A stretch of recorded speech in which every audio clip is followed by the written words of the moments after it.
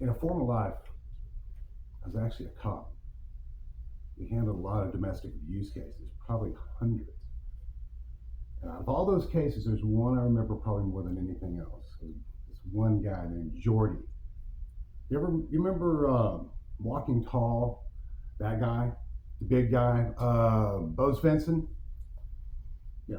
Well, he's kind of like that. That's 6'3", 300 pounds, big old boy. He was dating this girl. I don't know whether she's his wife, his girlfriend. I never really found out who she was. Dating this tiny little thing, tiny little arms. I remember she had these fingers like little twigs.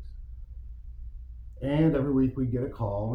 He'd beat her up, and we'd go out there. We'd try to convince her to leave him, that this was going to be the time that she was going to leave him. She's going to press charges, and all this would be coming to an end. But she would never do that.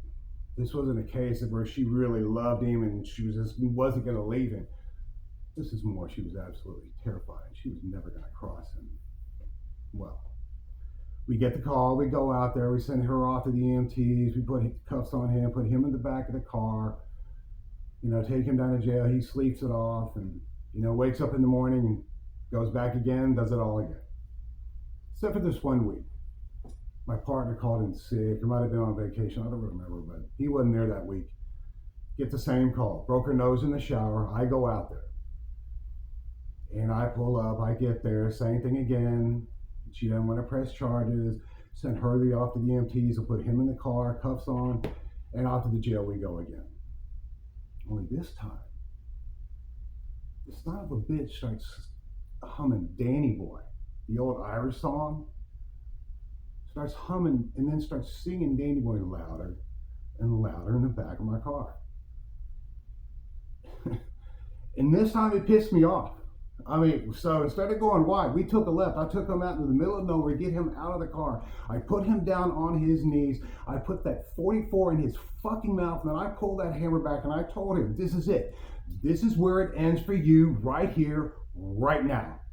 And so he starts screaming and yelling, I'll never touch her again. I'll never come around again. Just please let me go. Well, screaming as much as you could with a 44 in his mouth. So I'm sitting there and he's still screaming and yelling. After a little bit of this, I'm like, shut the fuck up. I got to think about what I'm going to do. So he goes quiet. Doesn't say a word. Doesn't move a muscle. Kind of like a dog waiting for that last little bite it hopes it's going to get from the table. So after a few minutes of this, Prince Charming's sitting there and all his piss and all his shit that's starting to form around his knees and his ankles.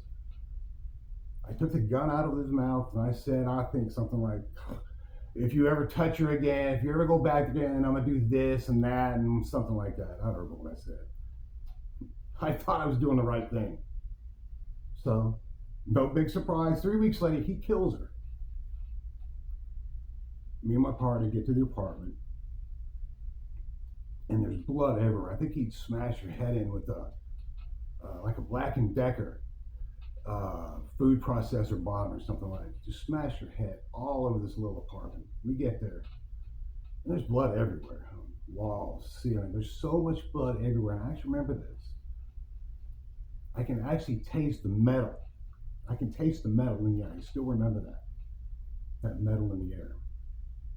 So you're asking me, why am I telling you? What's the moral of this story? Well, the moral of the story is this. I let that little girl die because I took a half measure when I should have gone all the way. And I will never, never make that mistake again. So, Walt, no more half measures.